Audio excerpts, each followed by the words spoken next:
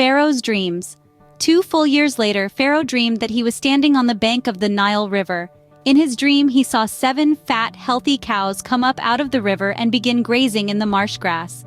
Then he saw 7 more cows come up behind them from the Nile, but these were scrawny and thin. These cows stood beside the fat cows on the riverbank.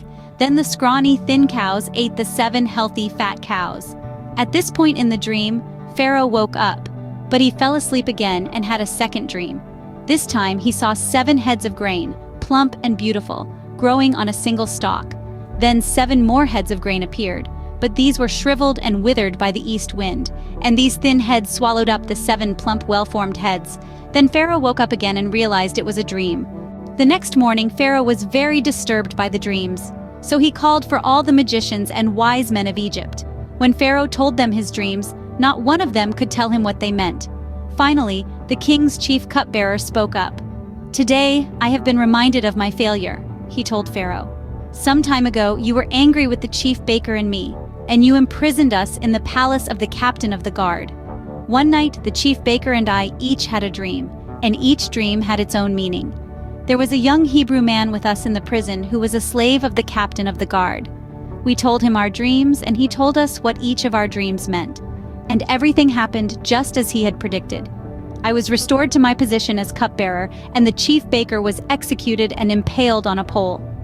Pharaoh sent for Joseph at once, and he was quickly brought from the prison. After he shaved and changed his clothes, he went in and stood before Pharaoh. Then Pharaoh said to Joseph, "I had a dream last night, and no one here can tell me what it means. But I have heard that when you hear about a dream, you can interpret it." "It is beyond my power to do this," Joseph replied. "But God can tell you what it means and set you at ease." So Pharaoh told Joseph his dream. "In my dream," he said, "I was standing on the bank of the Nile River, and I saw 7 fat, healthy cows come up out of the river and begin grazing in the marsh grass. But then I saw 7 sick-looking cows, scrawny and thin, come up after them.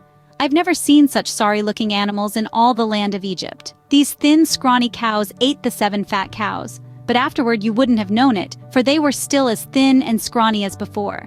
Then I woke up.